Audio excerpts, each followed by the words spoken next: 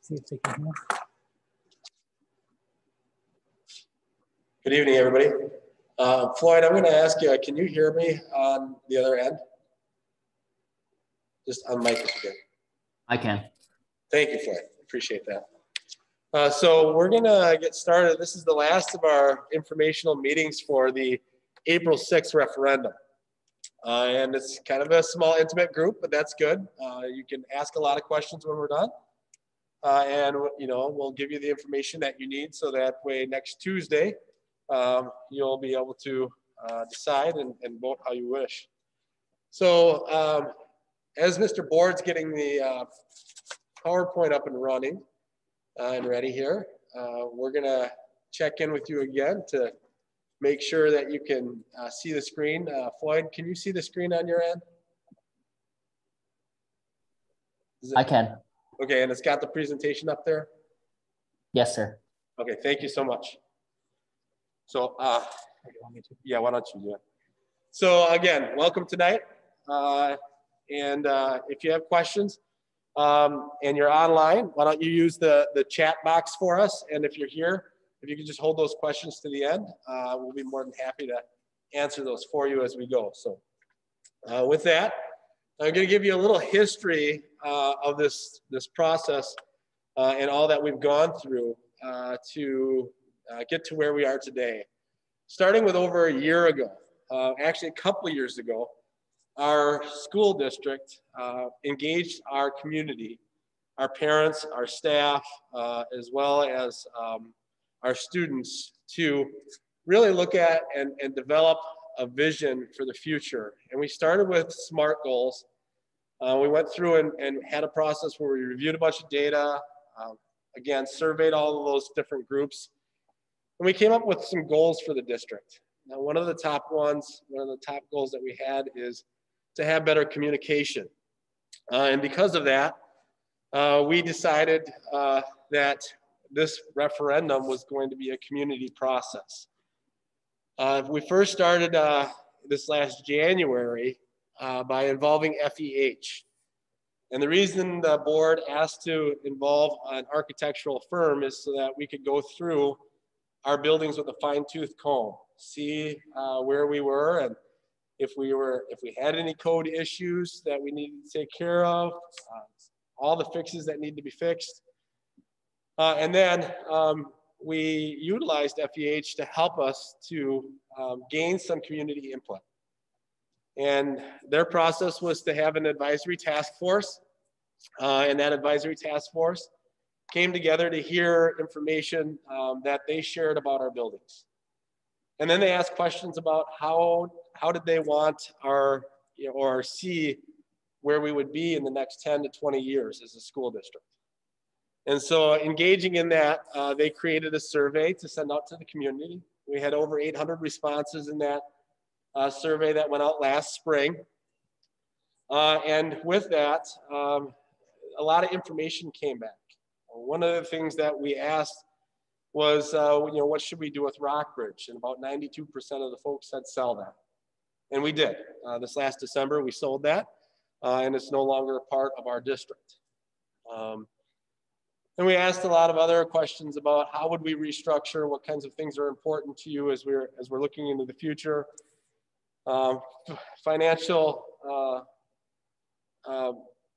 Being financially fit was a strong group or feedback that came from that.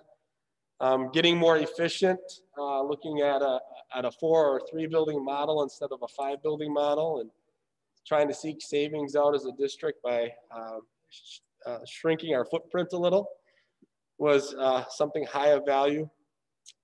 And so we took all that information together and we kind of narrowed that information down, and we brought that information then to another committee in July, an ad hoc committee. The ad hoc committee had about 30 members that came in and out over a course of a couple meetings. How did we get those ad hoc members? Well, we just took all of our mailing lists, businesses in town, our parents, groups, staff members, so on. And we had kind of an eclectic group of people that we gathered together. And all we did is we took everybody, gave them a number, and asked Siri to pick out a bunch, and we contacted them. And when we had enough say yes, then we held a couple meetings in the library to really give direction to the board to finalize what would be our referendum question. And that was the referendum question that happened in November of the $27 million, as well as the 1.25 recurring referendum that was put forward to the community. So that's how we got to November. But somebody will say, well, that was November. How did we get from November to now? How did we get here today? Because everybody has a clear picture that in November, the community said yes to 1.25 recurring referendum to help meet our budget needs. And they said no, narrowly said no, by about 48 votes. That would flop from a yes to or a no to a yes, or 98 votes that would have been straight yes. It would have passed then. But it was narrowly defeated. So we took that information from the community and said, we nearly hit it on the head from all the community groups, all the surveys that we put out, and the information that we got back, but we didn't quite deliver for the community. So what should we do? And so we asked more questions about what the community was feeling. There was a couple things. One, I think that there was some people out there who said that's kind of too much all at once. Is there a way that we can meet the needs, but maybe shave down the cost a little? And so our Buildings and Property Committee did that. They looked through all of our needs as a building, went back to that study from FEH and identified the most needed maintenance needs. Then they identified all the ADA and code issues that they had saw in the study. And they also identified ways that we could think of to become more efficient. We actually went back and forth over a couple of different models. The biggest question from the Buildings and Property Committee of the board at the time was, well, how can we capture everything in a $27 million question for less, let's say around 20 million, but maybe do it in 4 buildings instead of 3 buildings? Because actually one of the pieces of advice from the ad hoc committee was, if you can't afford a 3-building model, let's do a 4-building model with a plan to then go to 3-building model in the future, 8 to 10 years. And so we did. We started looking at a 4-building model and seeing if we could get everything we could get in a $27 million and a $20 million remodeling with 4 buildings. And we had 2 4-building models that we thought met those thresholds. And we took them back out to the staff, and it just did not have everything that we needed that would have been in that $27 million question. And it didn't quite get to as efficient of a model as we were looking at.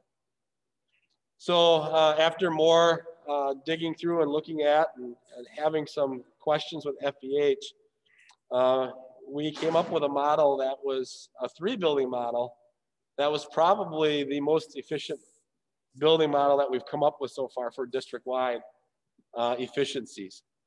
And that would have a 3-campus model with our EC through 2nd grade at the current Doudna, a 3rd through 5th grade at the new intermediate school that would be attached to the middle school by a wall, and then a 6 through 8 in the current RMS, and a 9-12 up here at the high school.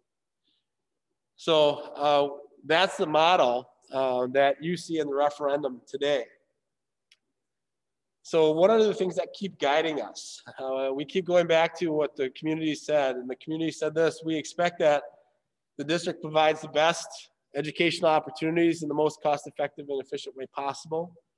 We expect to have facilities in compliance with the building code and American with Disabilities Act law. And we expect to have facilities adequately maintained and kept up to date. So those are some of the things that were driving our decisions as we were looking at how do we get to an efficient model that met the needs. So people will say, well, how did you get to a 3-building model that is now 20 million, approximately 19.7 versus 27 million? What did you do to do that? Well, the answer is these things. One, we scaled back at Doudna. We're not doing an addition at Doudna. We may do a small storage addition. That's why the question says there, and or addition at Doudna. Might be a small storage one if we can afford to do that. However, what we had to do is that large EC4K addition that was proposed under the 27 million, we're not going to do. We're gonna bring one grade up here. We dropped 2 classrooms out of the whole model. We still have more than enough classrooms, and Mr. Board will go through that with our enrollment study that we did and those things. But we had to take a couple classrooms out of the model to save money, reducing the square footage of the addition at the middle school. And then we took a number of other things out of the equation, like the air conditioning at Doudna that we had in the last model. And that was about between $800,000 and $900,000 itself. So that's how we got to that amount of money. So what's in the referendum? We'll have Mr. Board go through that with you here. Good evening. My name is Steve Board. I'm the business official here at the district. I just want to make sure that the chat is working. If you have questions, it looks like there's some in there. If you have questions throughout the presentation, please feel free to type them in the chat box, and then we'll get to them at the end, and we'll just go through until everybody has all of their questions answered. We do have Kevin Epperly from FEH, as well as Bobby Joe from FEH Online, and Kevin Mullen from Baird.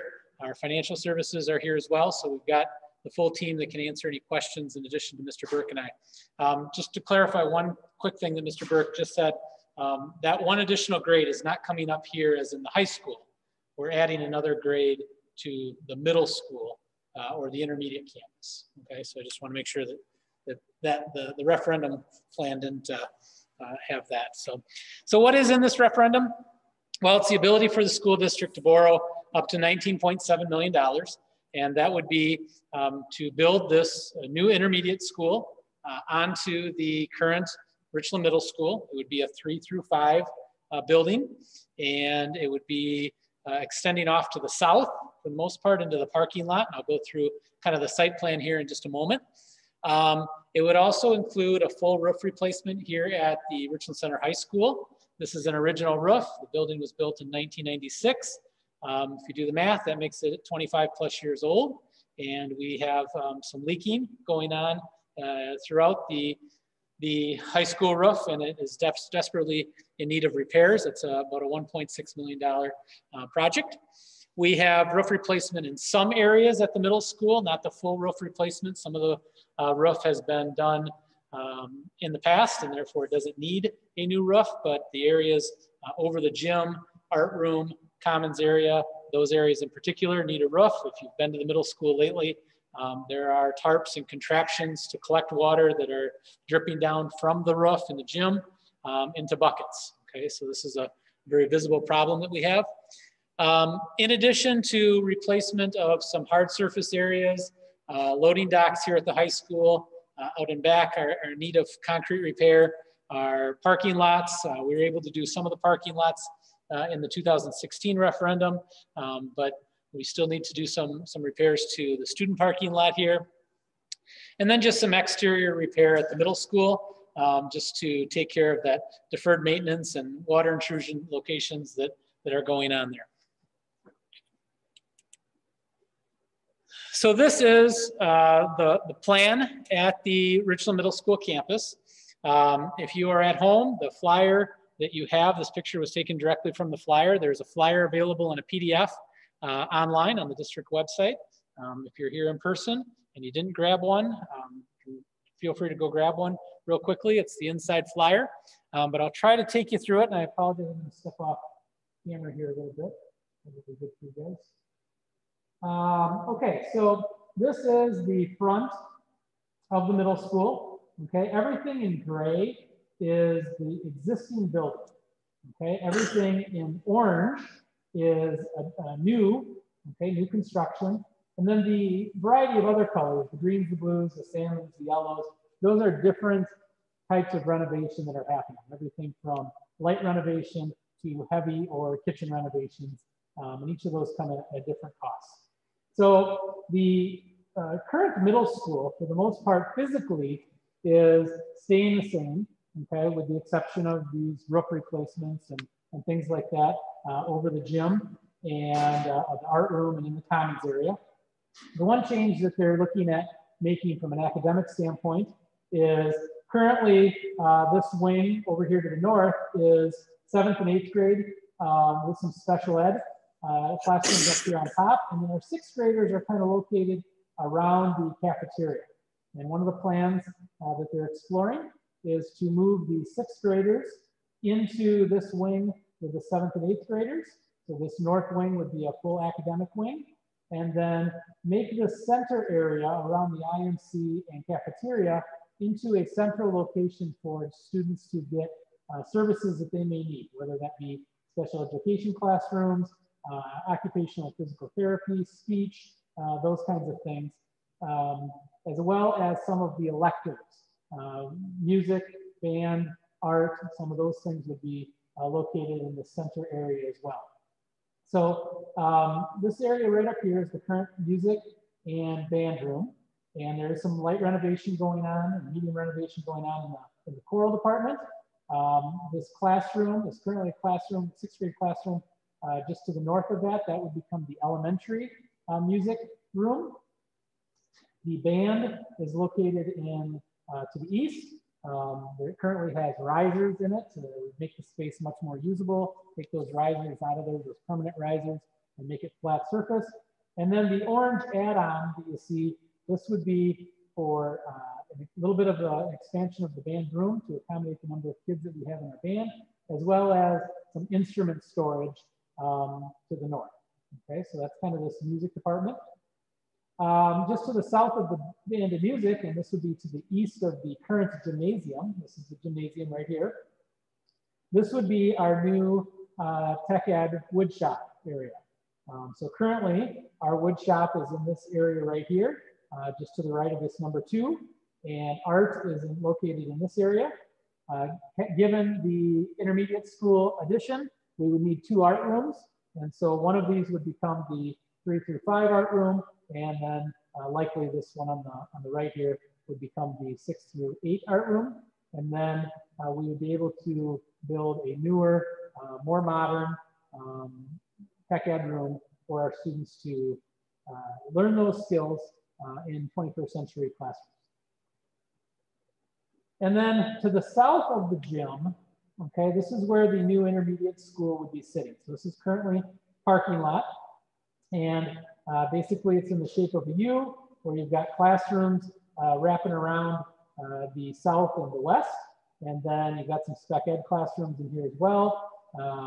The office will be located in the southwest corner of the building, and therefore the 3 through 5th graders would have their own entrance into the building. 6th through 8th graders would still enter down by their office where they are currently entering. With this building comes some reconfiguring of the site itself. And so currently our track runs in kind of a left to right orientation. We would flip that 90 degrees, make it more east and west or up and down on this diagram, and then have bus loading docks just off to the south of the new intermediate school, allowing those 3rd through 5th graders to be able to just get off the bus or get on the bus by just using the main entrance into their school. The 6th through 8th graders would walk down the front, just like they do now for parent pickup or drop off, and enter the middle school down here.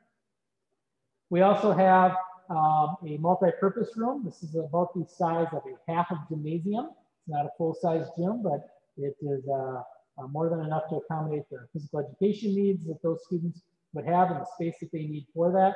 And then they would exit after lunch or for recess out either the classrooms or the multi-purpose room, and they would have a new playground over here to the east. Further to the east would be where the athletic fields are for the middle school, the football fields, and those kinds of things. Track would be located here with some parking. Parent drop off and pickup. The current plan, although we're always open to some suggestions here, the current plan would be to basically flip-flop it the way it is right now and have the buses enter this parking lot here, load and unload in these stalls, and then have parents drive through, enter from RC, County Road RC, park anywhere along the front of the building to drop their youngsters off, and then exit to the north exit, the current exit, onto Highway 80. And that should make that parent drop off, the flow work much better than what the current situation is. Okay, so what happens if this whole thing fails? And I don't mean to be the one to cast doom and gloom, but I think it's important for our community to understand the realities and some of the things that could happen if we don't have, if this doesn't pass. And so one of the things that will happen is we still are going to have these maintenance issues that have to get fixed. We still have to be able to address the leaky roofs. We still have to be able to address some of the things that are just not in good shape. And we're going to have to do that fairly quickly. And so what that means is we're going to have to use our fund balance or find other cost-saving ways to pay for those expenses. If we dip into our fund balance, or in layman's terms, our savings account for the most part that we use throughout the course of the year, we are then going to be put back in this position where we're going to likely have to short-term borrow. Short-term borrowing incurs interest costs, loan origination fees. Over the past 3 or 4 years that we have used short-term borrowing, while we've been able to continue to decrease it, we're still averaging about $70,000 in interest. Okay, just to borrow money, just to get through the school year. The 2020-21 school year was the first year in a long, long time that we did not have to short-term borrow. And so that was a savings for us. And we're right at the point where our fund balance is at a good spot for us to be able to operate without short-term borrowing. If we have to dip into that fund balance to pay for some of these things that have to get fixed, then we're back in a position where we run out of cash at certain times of the year, and therefore we've got to have a line of credit or some sort of borrowing available to us to make ends meet during that time. So that would be an additional expense that we would have.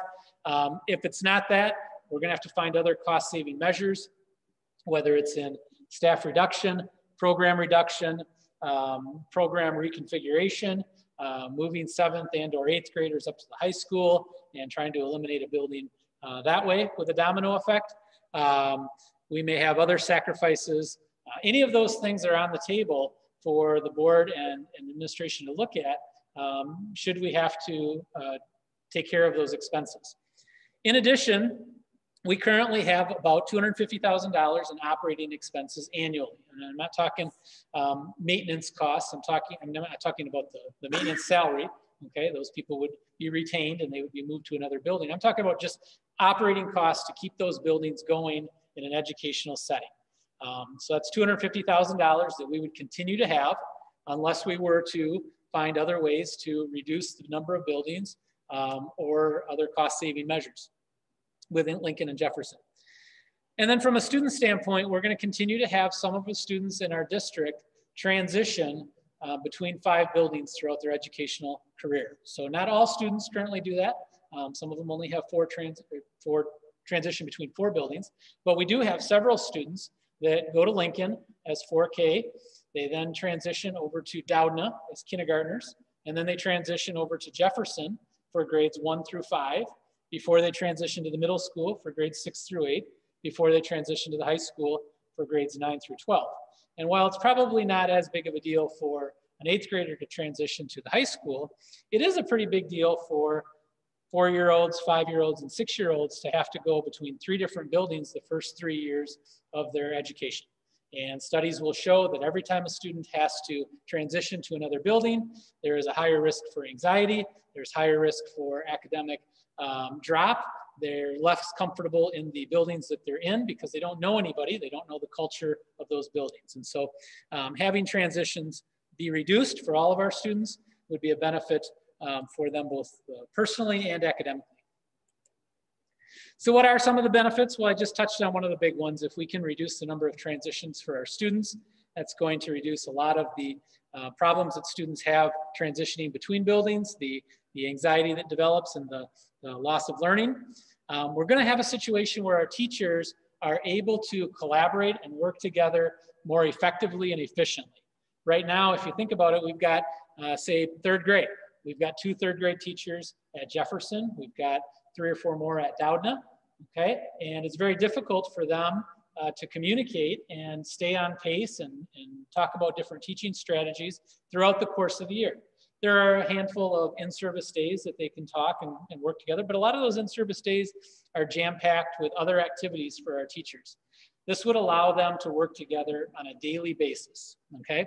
And with that comes a greater equity in learning for all of our students, okay?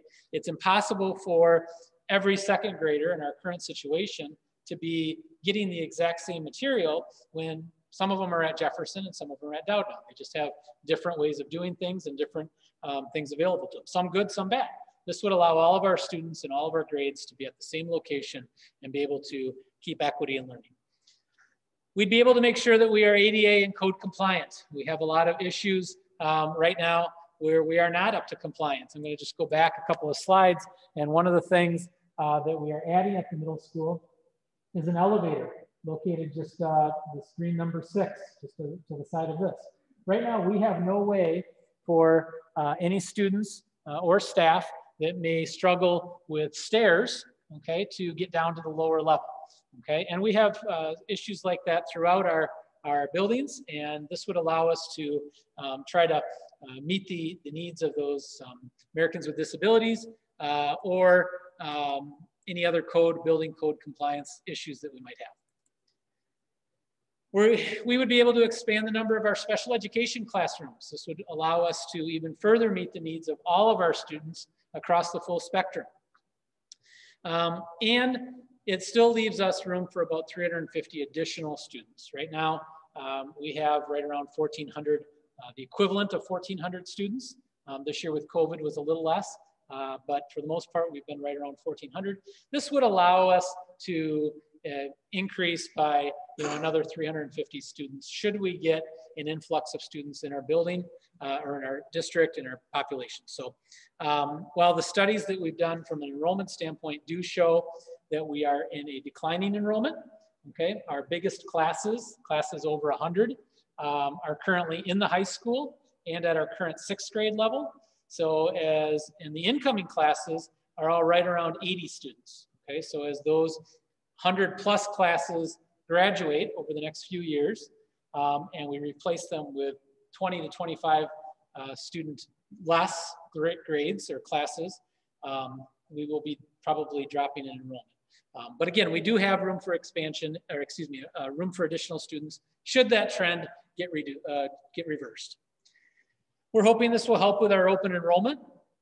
We had a large increase of students that open enrolled out of our district around the 2011 to 2016 years. We had a mass exodus of students going to surrounding districts. We've been able to reverse that trend some. It doesn't happen overnight. It's again, in business, you don't just wake up one day and say, I'm going to sell more widgets. Okay, I'm going to sell more of these things. You have to implement a marketing strategy. You have to implement communication strategy. You have to implement different things. And then over the course of time, those strategies take hold. Our district's done that, started way back when we looked at our strategic planning. And a lot of those things have shown some good signs, and our open enrollment trends are starting to reverse. We're hoping that that continues, and we're hoping with a better model and a more efficient model from an educational standpoint, that will maybe draw some of those students back in to our district. And then from a financial standpoint, interest rates for borrowing right now are still as good as they've ever been. This is a great time to borrow, personally and from a commercial standpoint, with the rates as low as they are. So what does that mean from a tax impact or a tax investment? So our mill rate is projected to increase by $110 annually for every $100,000 of property that a person owns. So if they have a $200,000 home, their property taxes on an annual basis would go up on average. Okay, it's not going to be exact for every single person, depending on which township or area they live in, but on average would go up to $120. Okay, the average home in the Richland School District is $125,000. That would be $137 a year, or about $11.50 on a monthly basis. That would be the investment that we would be asking from our taxpayers to pay for this bond. We do have state aid that comes in, and so as we make payments towards our loans, we would get state aid back. So our percentage is about 26%. So on a $19.7 million building, the taxpayers would actually only be paying for about 74% of that. The other 26% would get reimbursed by the state over the course of that bond. Okay. All right. So with that, Mr. Burke, did I miss anything? No. All right. Why don't we go through some questions? And again, go ahead and type them in the chat. If you're in the audience, you can just raise your hand. We'll bring these up. So we'll be. Oh, you shut me off. No, so we'll be going through the questions up here, as well as if you have one, just go ahead and raise your hand and we'll answer the questions as we can. So Mr. Burke, the first question is, were all the funds from the 2016 referendum allocated correctly? Yes, they were allocated according to the question that we had. So I mean, I don't know if there's any other questions about that. I do know I can get into this. As we went through our planning process for this referendum, there was a disconnect that some of our community members said, well, in the last referendum, we were supposed to have air conditioning done. And it's true, that was in the last referendum question. And we had communicated that that was one of the plans that we had through the referendum process. Shortly after the referendum process, which actually starts the rest of the process, we found through the bid process that the ability to get that work done wasn't something that we could afford under the referendum that we went out for. So the board did take that piece out of the referendum, and we were not able to get that project done. That did cause some confusion in our community to say, I thought we had done that already. I thought we were supposed to do that. And if that didn't get communicated out well enough, I will take the full responsibility for that, since I am the superintendent. That was here, and I'm here. But the board knew. It was on, the radio. It was in the newspaper. They all reported it. And if there was still confusion in the community, that falls on my shoulders. So I apologize for that. But yes, all the money from the last 2016 referendum went exactly to where they said we would put it. Where could the public find itemized lists of those expenditures? So we do have an itemized list of those expenditures. If you would like that documentation, all you have to do is a records request, and Mr. Board would spend many hours to pull that together for you, but we could definitely do that if you wanted an itemized list of those expenditures. Number 3, we just answered. If funds were appropriated incorrectly, why? Okay, you've already answered that they weren't. If passed, does any of the referendum money go towards support staff, teachers, maintenance, etc.? What does that mean? I think they're asking, and I'm just speculating, so if I'm interpreting this incorrectly, Tom, please let us know. But if this referendum passes, would that money go towards support staff and teachers and employees of the district? So Tom, I can answer that in a roundabout way when you talk about general funds. For instance, if we cannot afford, if this referendum does not pass, we still have things that need to be fixed. And those fixes will have to come out of either general funds or trying another referendum. Well, we know that there are certain things that we can't put off any longer. So we'll have to find ways to get more efficient. If it passes and we can get those things done, we don't have to dip into our fund balance or anything else. And we could probably afford to have some of that money go to raises and other things. If it doesn't pass, there probably won't be much in the way of raises to be able to do those things, because we'll have to fix the things that need to be fixed. So I hope that answers that for you. I look at it as Mr. Board looks at many different funds. I look at our expenditures as a whole. And if we have money that can go towards raises because we have money that can go towards these other expenses, then that's great. Jared, he also uses the word maintenance. Yeah. And there are several maintenance projects included in the scope of the referendum. So where it says, if passed, right, if passed, does any referendum money go towards support staff, teachers, maintenance, etc.? I think I was thinking that as maintenance staff, but yes, it goes towards maintenance, of the buildings in itself. Jared, one other thing I'd like to I think you did a great job explaining that. So there's Kevin Mullen from Baird. Yeah. And I just want to kind of take it from the other position.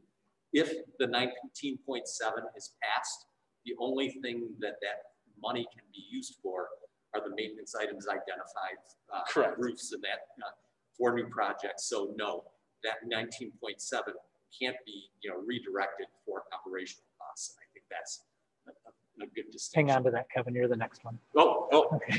Hold on. Kevin's got the next question too. Okay, the next question I think is good for Kevin Mullen. If certain taxpayers default on their taxes, are the remainder of the taxpayers in the school district responsible for that delinquent amount? Yes or no? So that's a great question. Simple answer is yes. If there was a delinquent tax bill that ended up not getting paid, it would get spread out among the rest of the taxpayers. But for school districts in Wisconsin, there's a process. And the process is this: if there's a tax bill that doesn't get paid, that tax bill includes the city taxes, the county taxes, the school taxes, all of the tax paying jurisdictions in that property area. The county is responsible for settling in full, meaning every tax paying jurisdiction every year gets the money that they've levied. The county is responsible for going through the state legislative process to collect a delinquency. So first, they try to collect it like they would try to collect any other expense that's delinquent. If they're unable to collect that expense, the county has the ability to sell the property if they have to pay that expense. If they are unable to settle that delinquency, the delinquency then, after a long process, would then go back and be shared among all the taxing jurisdictions. But there is a process in place, and it's very unlikely that would be a large concern. Okay, thank you. We'll get Bethany's question, and if there's anybody in the audience that has a question. If passed, what would happen to Jefferson and Lincoln buildings?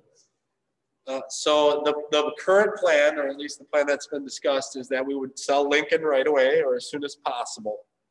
That building has long seen its educational, I guess, asset for us.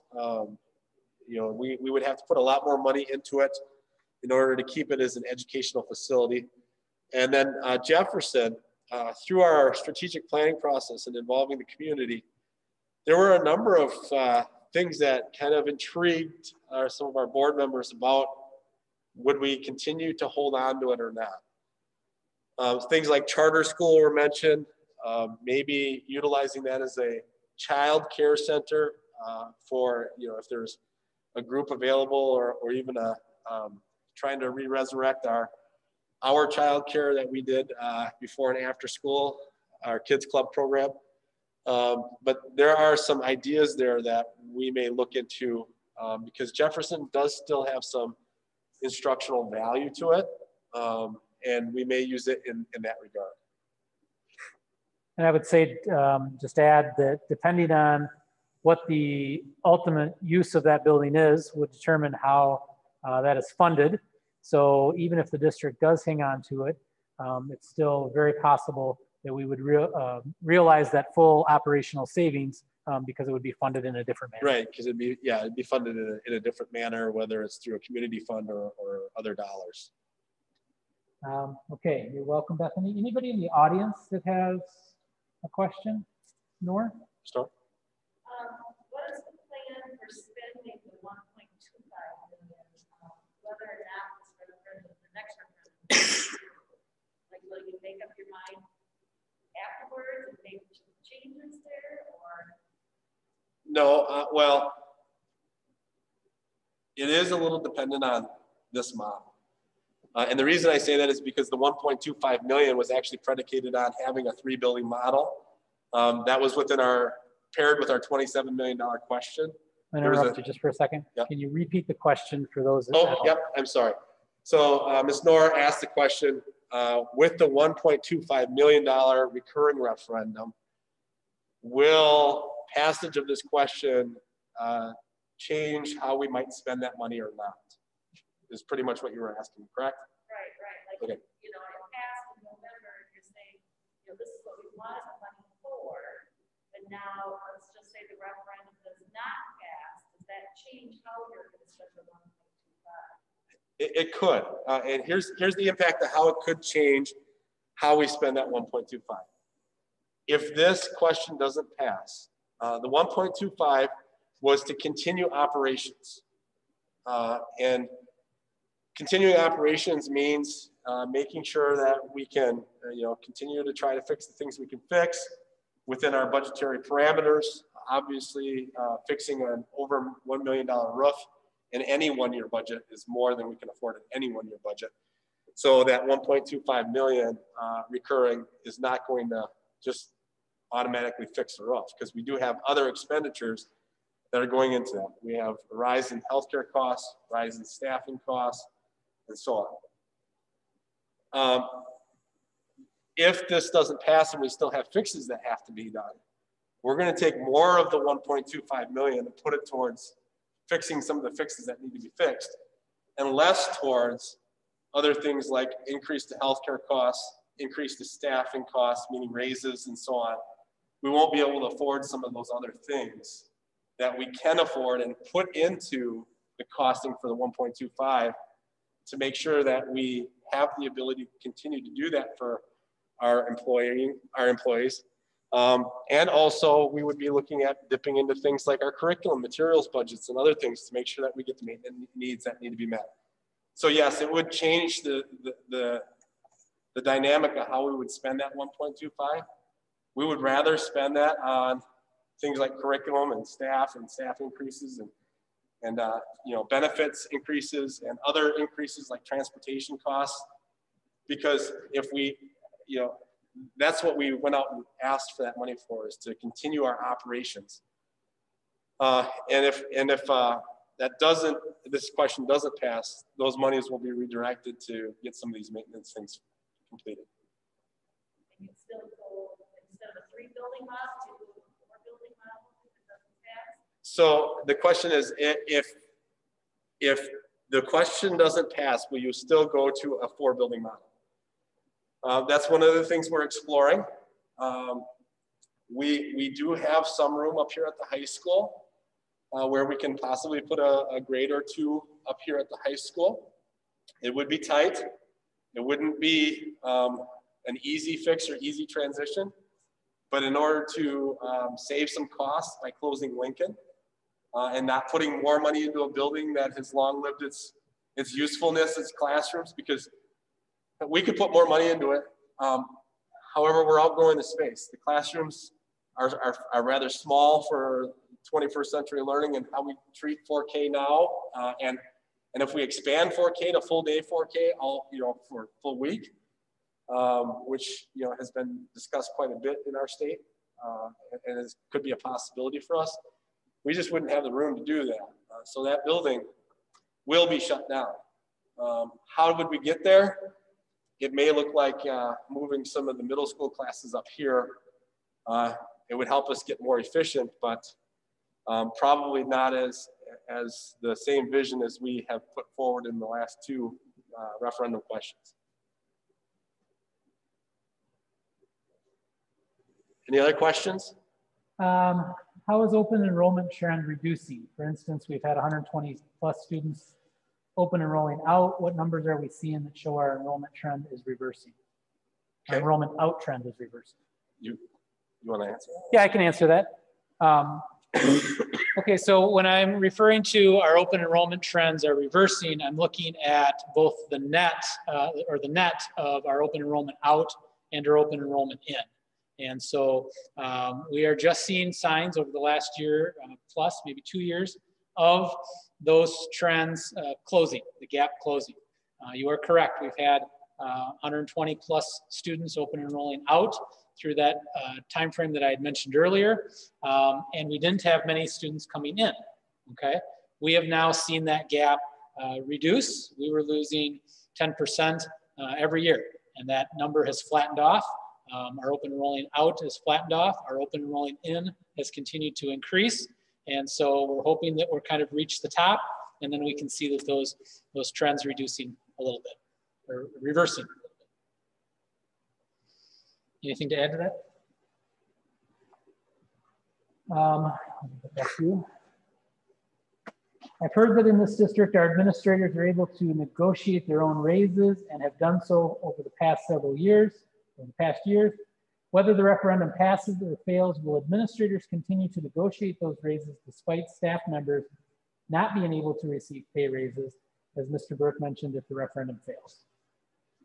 So let me address that question with, our board has had, ever since I've been here, said, you know, we know that we're an underpaying district, and we are paying our employees well below what the 50th percentile is average in the same size schools within our state. And we're not the only sector that's doing that. I know that that happens at our medical facility in town and other facilities. It's just a depressed area of the state for salaries. So our board has had a commitment to try to continue to find ways on both the salary and benefit side of the spectrum to increase salaries and benefits for all of our staff members. And they are going to try to make a commitment to get us to at least that 50th percentile. They'd like to get us to the 66th percentile, which is the bottom of the top third of salaries in the state for the same size enrollment districts. And the logic behind that is then we can attract and retain people from leaving our district. Just like any employer would want to do. They want to attract good people and they want to keep them. So the board is doing that for all groups. Yes, the administrators can negotiate our contracts. We do. We've had since 2012, well before I got here, had an agreement with the board. In the years that they could honor that agreement, they did. There were some years that they couldn't honor it fully or couldn't get there. And we suffered the same as other groups, the teachers and custodians and everything else. But we are trying to rectify that situation. So it's not just the administration versus other groups. And I certainly wouldn't, if there was no money in the budget to give raises, I certainly wouldn't ask for one myself. I hope people know that about me, because I wouldn't do that. Matter of fact, there are plenty of years that other people got more of a raise than I did. I'm fine with that. I'm worthy of having anybody get a raise that they deserve. So to answer the question, if there's not money for raises, there's not money for raises for everybody.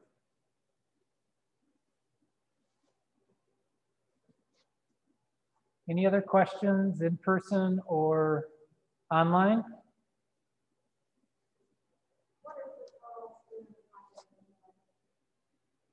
Repeat the question. She said, what is the total student population in our district? Yeah, the full-time equivalency that we have, which is what our funding is based off of, is right around 1,400, 1,419, I believe is what it was last year. We dropped a little bit this year. Our actual number of students in the buildings, which is what drives our number of teachers that we need, the staffing that we have, things like that, is around 1,320, okay? And it's just the two different formulas. One is bodies in building, or belly buttons in seats is how we use for determining staffing. And the other is the state formula that drives our revenue. In the FTE, they don't even necessarily count every student equally. For instance, a 4K student is only 0.6 of an FTE because they don't attend school the same number of minutes that a 7th grader does. Start.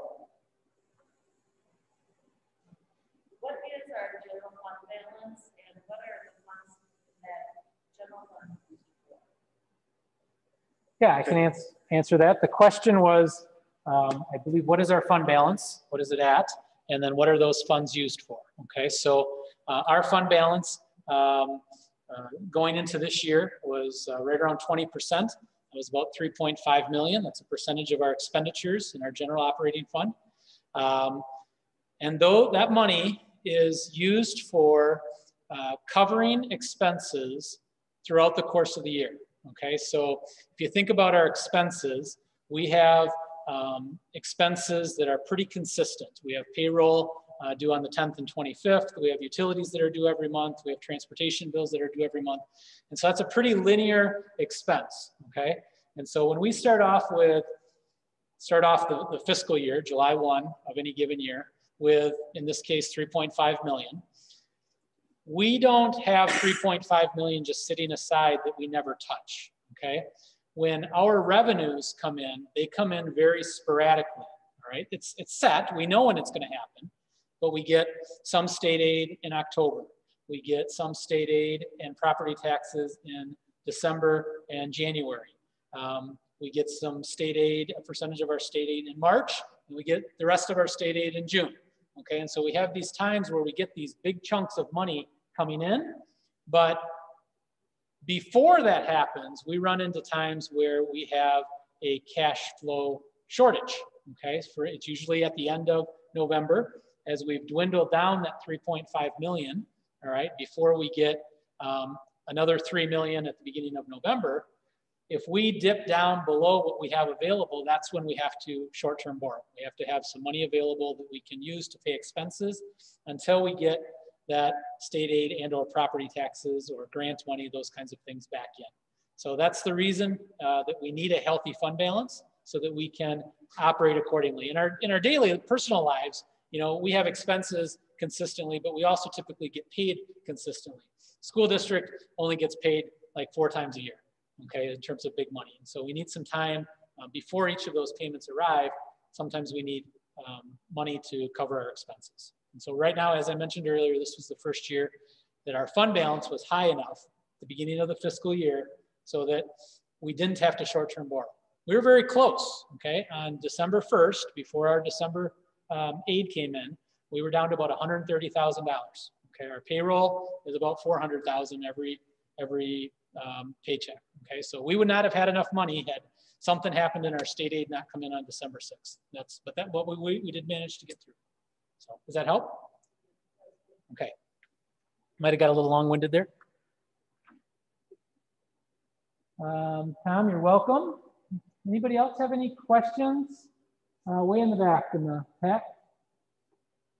I'd like to know when the student that you got out of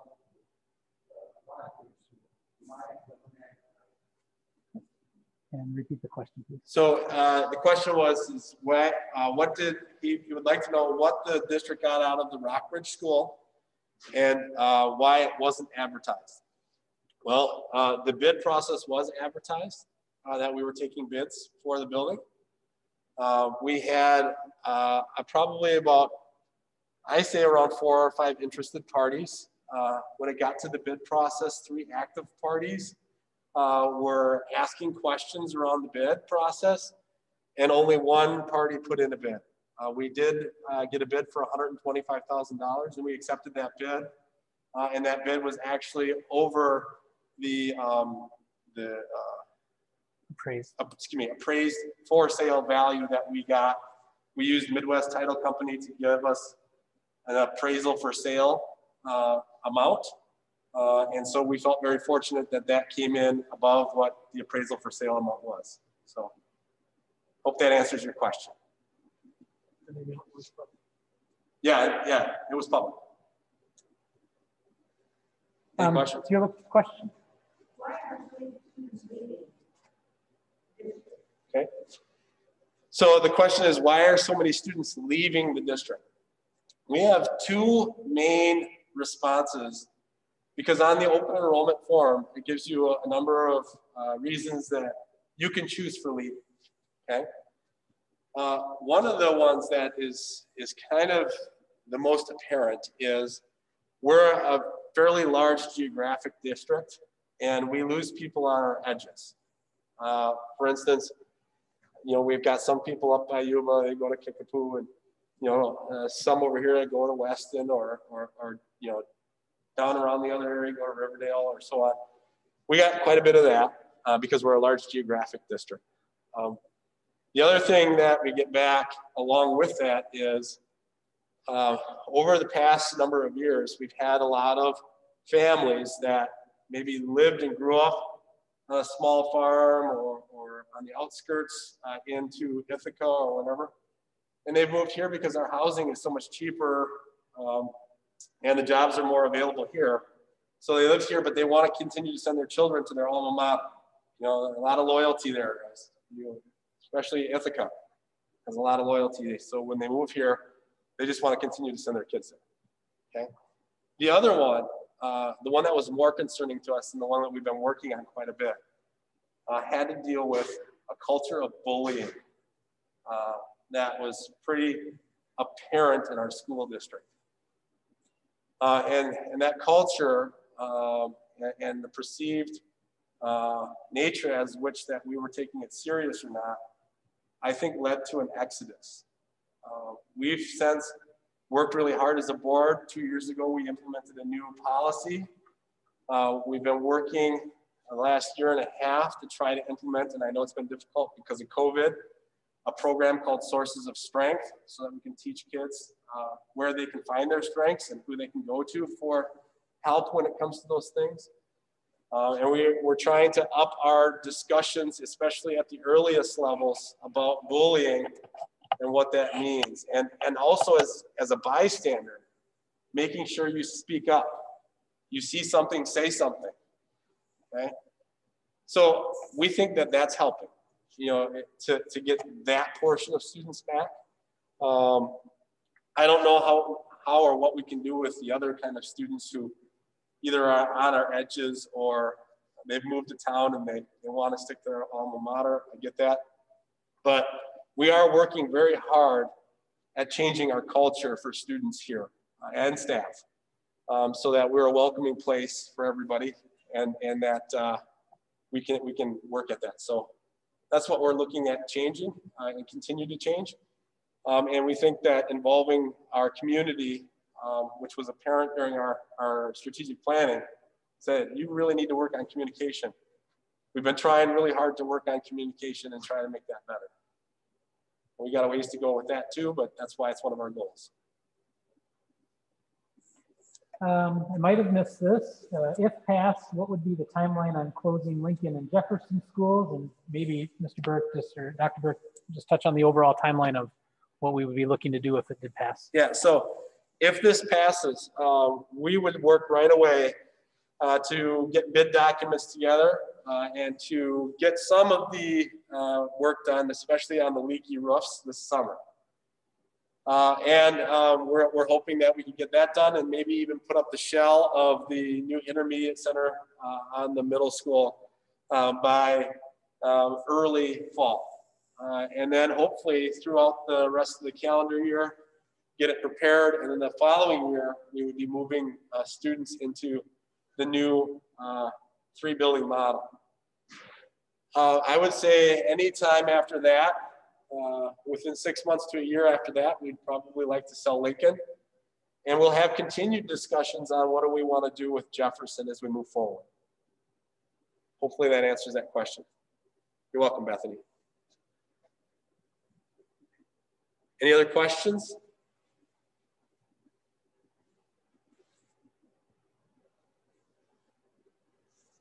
Any other questions? We got one more question. Yes, sir?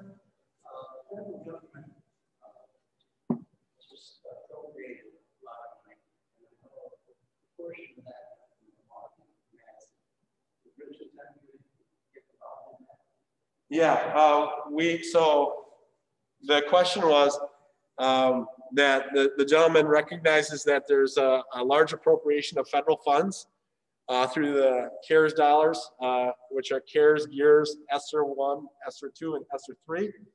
Monies that the school districts have available to them. A large sum of money, yes, is going to Madison, Milwaukee, but I can assure you that they are delivering that through what's called the Title I formula or the ESEA formula. We actually are a school district that benefits well from that because we have a high number of students who meet the free and reduced lunch income guidelines. So we're actually going to be pretty good shape when it comes to getting some of those dollars. I don't have the total amount of ESSER 3. What do you think combined all in? Yeah, all of them. Well, it's going to be probably about 3.8 Yeah, million. about 3.8 million that we would have to spend over the next 3 years. And now that money should go towards things like mental health services, continuing to operate through COVID, as the pandemic continues. Also, there are a lot of other areas that we can look at. For instance, we know that we're going to have a gap in education from this year. You can't take students who are face-to-face 5 days a week, have them go face-to-face 4 days a week, and then take virtual a day, and then have stop-outs in that because of the pandemic, and still think that they're going to get the same level of education. Just not going to happen.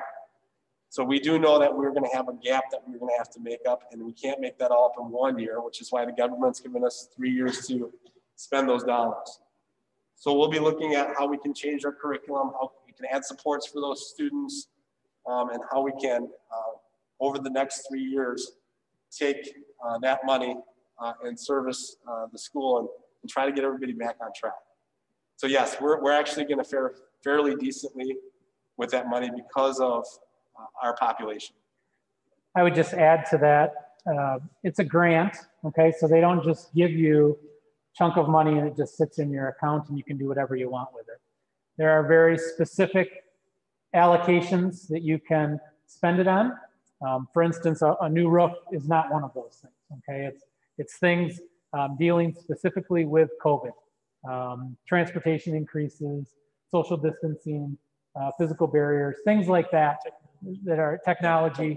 For instance, we used some of our first money to provide hotspots for anybody who needed them in our district. Okay, so then when we spend that money, we submit a claim, and if the expense was an allowable expense, then the state reimburses us for that money. Okay, so I don't want people to just think that that's just money that, well, why can't you spend it on this stuff? It's not allowable. We have to spend it. And if it is an allowable expense, then they would reimburse us for that on a one-time.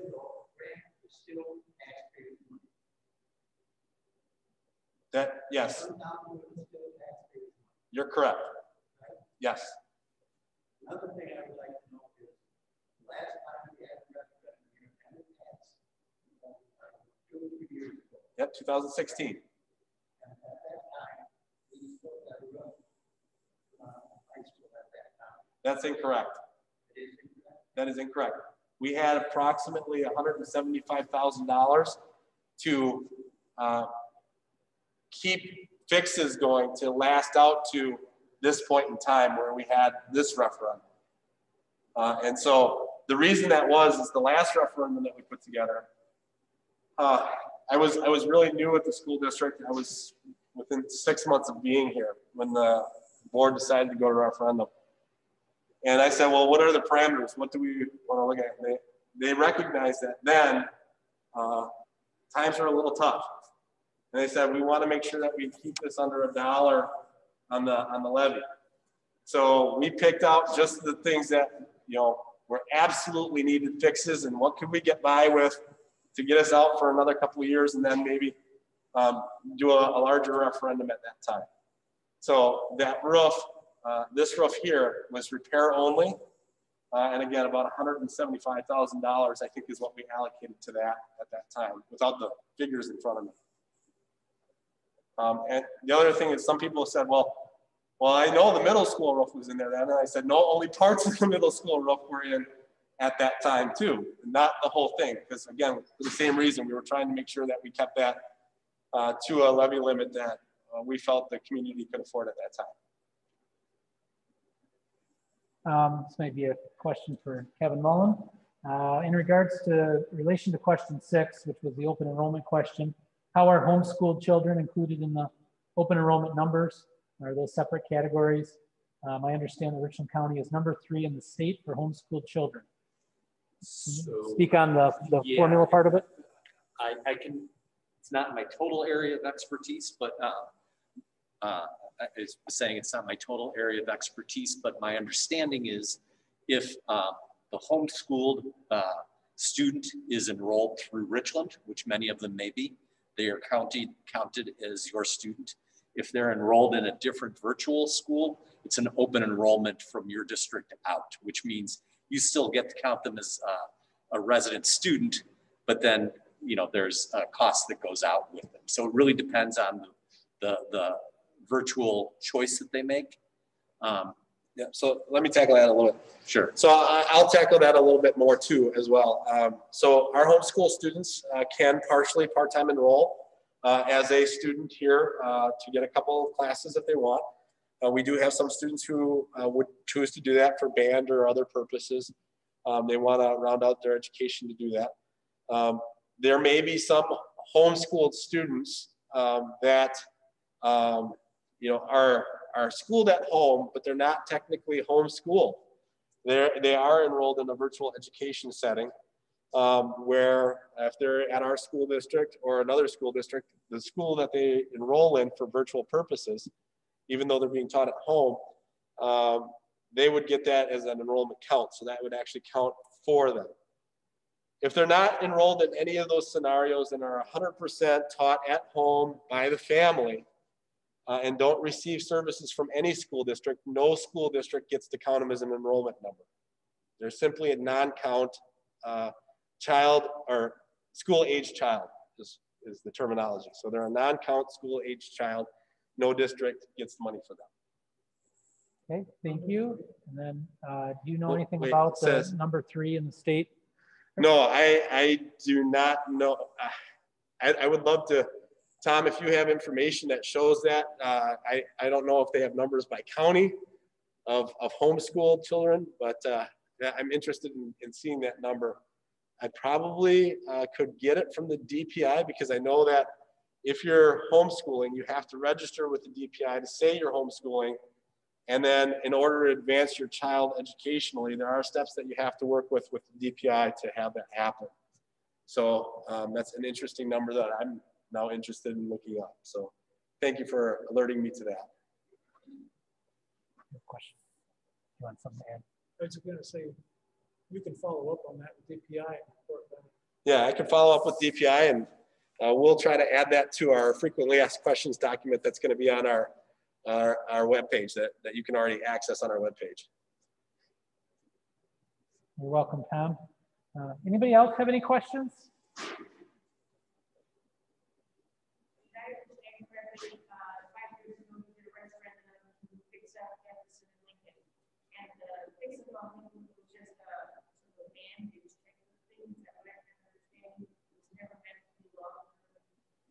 So there were actually 2 questions that would address any of the needs that were at any of the 5 buildings. Actually 6 buildings because we did do some stuff at Rockbridge. And the maintenance question that was there, I can't remember the exact number of the question, but there was a maintenance question that had to deal with meeting the most immediate needs of fixing in the district.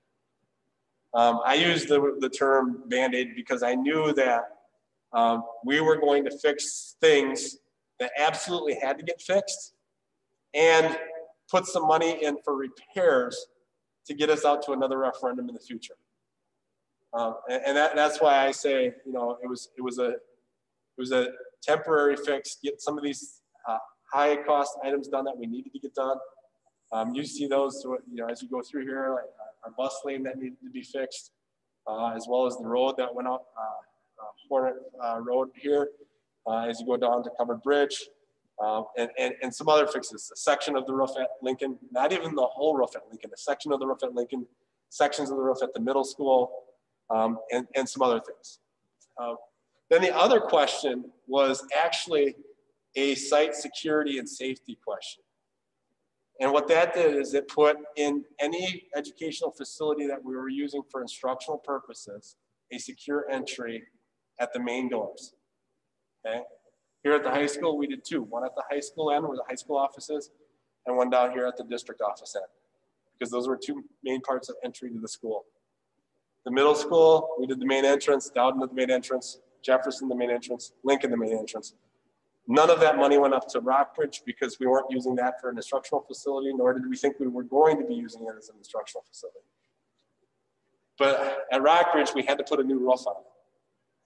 You know, we had to preserve the asset. We wanted to make sure that the things that we were storing up there, as well as the community center that was using the facility, and other groups that rented the facility, had a facility that was secure. What I mean by that is, you know, that they wouldn't have water coming through on them and that the building was falling apart. So hopefully that answers your question. That's how that money was used. But we only fixed the things that we really needed to be fixed in order to continue instructional. But the whole plan was we were not going to communicate. You know, back when we were at the 2016, the plan was just to make it feasible until someday, the next referendum. No, I'm not going to say that that was the case. I didn't. When at that time, the plan was it was still a viable place. We were still using it. Okay, I would say much later. Matter of fact, as we started coming into the idea that we might expand 4K to a full day 4K scenario about a year and a half ago, and we really started talking about how our facilities are meeting our current needs of students as well as future needs of students. Again, that comes after the strategic planning process that we had. That was well after that referendum, when we started talking about getting to a more efficient 4 or 3 building model. So back then, we were still in a 5 building model. We were still talking about 5 building model. Now we can see back to them and say, boy, if we would have known now what we knew then, we might have done even less at that point in time, or we might have pushed for something else other than what we did for at that time. But that's like Monday morning quarterbacking a football game. We didn't know what we didn't know. Well, so in the interim, as we, again, surveyed parents, our staff, and our students about, you know, how can we get better and what was important to them. If we had our presentation up, we could go back to the slides talking about, you know, what does our community expect of us, and actually you have it here. You know what, you know, the needs have not changed, that section. That came from that strategic planning process. That's what we learned. That's what's changed since, is what the community is expecting of our school system and how can we meet the needs of our students going into the future. You know, one of the large things that came from that was listening to our teachers saying, you know, we need more space. We don't have enough room for all of our things, our storage. We need a little bit bigger classroom because they have a lot of hands-on activities now with the 4K and different areas that they work with. And so that's when we knew that we probably need a different facility if we're really truly going to meet those needs of those students. That answer your question? Space needs evaluation and condition assessment. Yeah. He used the big architectural terms, but space needs assessment and space needs evaluation and condition assessment. And condition assessment. There you go. That's what we learned through our process. Any other questions? Ms. Nor? I've worked in basically every building in the district, and I can vouch for the fact that the school is old. You know, buildings aren't in the best shape. I am curious, when the the ideas were being put out there as to adding onto the whole buildings, closing two. Was there ever an option of building one new elementary building that's ADA compliant? So the question that Ms. Knorr has is there, was there any discussion about just building one new facility altogether, one new elementary school? Like EC to 5th grade. Right, like the EC through 5th grade. We did, Or maybe I have no idea what cost. we did comparison models. When we did the planning and the public design workshops to look at every possible model, we probably did 24 different potential models. And for comparison's sake, we did new buildings so that we could compare capital cost and operating cost for new buildings versus existing buildings renovated or existing buildings expanded with multiple different grade structure formats and comparing all the same grades in one building versus all the same grades in two buildings. And ultimately, using Dowden at the middle school made so much more sense. One of those driving factors was the size of the sites. When you look at the Lincoln site, when we compared the size of the spaces inside the buildings to national standards and state standards for size of classroom, restrooms, cafeteria, library, they're so far below those. If we tried to meet the standard of Lincoln or Jefferson, the sites were a third to a fourth of the size they should be. For example, an elementary school with 300 students, every elementary school standard starts with a 10-acre site. And then you add 1 acre for every 100 students. So if you have 300 students, that's a 13-acre site. And Lincoln is on such a tiny site, and Jefferson really too. They're nowhere near that. And you might find that in a very urban setting, say Nelson and Milwaukee, where you might even have a 3-story elementary school building on a very urban tight site. But for your community, it really makes no sense at all to be in such a small, compact site with little to no outdoor space and really no safe bus lane parent pickup. So those situations at those two buildings just don't make sense for so many reasons. I mean, the buildings are so old that the investments that would have to be made in them is so much larger per student that it makes really no sense to proceed and invest lots of dollars in those two buildings in the future. I do understand the size of those buildings. Like I said, I've worked in all of those buildings.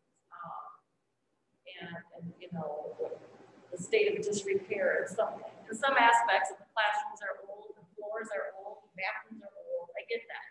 I guess what I'm thinking about is, you know, you're adding on to the middle school, adding on to Dowden and things like that, and then thinking of the little kids and just cost. What would it cost to build a new elementary building to house those kids rather than adding on to the middle school or Dowden? I'm curious. Because are we talking 100 million, or are we talking, you know, I'm just kind of curious. What it would cost for one elementary building to house, to have all the ADA compliant, to add? It was that cost, it was about a year ago. The question is, what was the real difference in cost between that? Between one brand new building versus adding on to 2 buildings. Right, we would have to go back and look at that, but it was substantially more. That was about a year ago when we did that evaluation, and it was so much more that it wasn't even in play. That's what I'm wondering. Because we've got the land acquisition alone, and finding a site that's big enough to accommodate that, and then making the site, developing the site with utilities and grades, is just so much more than using the 2 sites that you currently have at Dowden and middle school. It just didn't make sense. I think that would be a selling point for community members to understand that. long run, it's cheaper to add on to a couple buildings than it is to build one big brand new elementary building. I think a little bit more black and white approach, you know what I'm saying? Because right now it feels like as a community that we're thinking, we need more money to do this. We get that. People understand that. However, I don't know that I heard what some of the other options might have been. If they, we own the land at Story Field. Could we have built an elementary building there? And maybe you're saying, oh no, there's not enough land there. And I get that. But maybe some people wouldn't understand that. You know what I'm saying? So the comment I have a little bit with the middle school, the shape it's in, it's too bad you can't remodel the whole thing. The whole thing for that dollar is what I'm saying too, because that building is in dire shape. So comments were sharing the information with the public, and I believe all this information is on the district's website and has been for over a year. That whole process was made public. So I'm sure not everyone saw it, but everyone sure had the opportunity to. We had radio coverage, newspaper coverage. So that information is out there. And maybe we just need to let everybody, or remind folks again that all the information from the study is there. So one of the things that Kevin's referring to are, we have all the information from the study or these two books. That was shared as well as all of our meetings with the ATF, which is the Action Task Force. All of the information from those meetings and other things are available on our website. I mean, I remember one of the things that we looked at was a two-story building at Jefferson site. Yeah. We would have bought one of the blocks either side of the Jefferson school if we could, and then expand a larger campus into a two-story school. But there's a two-story school on a block of homes that we cleared. And then we cleared Jefferson and make that all outdoor and close the street. And we still didn't quite have the square footage that we needed. But the cost of that land acquisition and the clearance is huge. Just to be clear, Mrs. Knorr, this plan does just have an addition at one site, not both Doudna and middle school. That was more of the November idea. This is just at the middle school with, as Mr. Burke alluded to earlier, maybe a storage facility at Doudna if there's enough money left. Okay, any other questions from the online or from the people here we have present? Yep. The roof that you're putting on the high school, that can be a different. Mr. Jones, do you want to come up and answer that question a little bit of the style of roof that we have on and where we're going and how it meets needs? Thank you for being in attendance. Otherwise, I would have kicked it to Kevin. But. Brian Jones is our Director of Operations and Maintenance. Good evening. So the answer to that question is it's a pitched roof, so it's not truly flat. So it's inverted, two drains. Very common on buildings of this size, and it would be the same. Right, Kevin? 1/4 inch per foot minimum. So.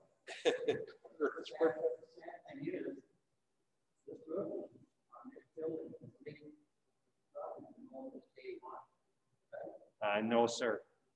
No. It hasn't leaked from day one. I've been here for 42 years.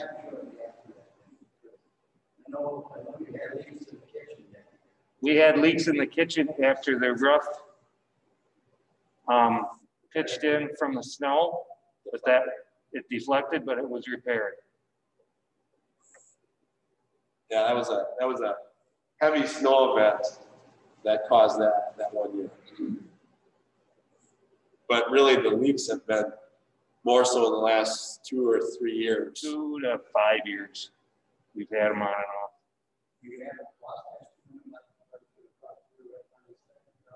A little over 2 million. And that's in the referendum. Thank you, Mr. Jones. Appreciate it. Any other questions that we have? Online or here in person? I'm here to give you as much information as you want. I'd be happy to stay all night. So if you have questions, please ask them now, because you know there's not always time where you can sit and ask the head of the school district or any of the other people here. So I'd be happy to stay as long as you'd want me to.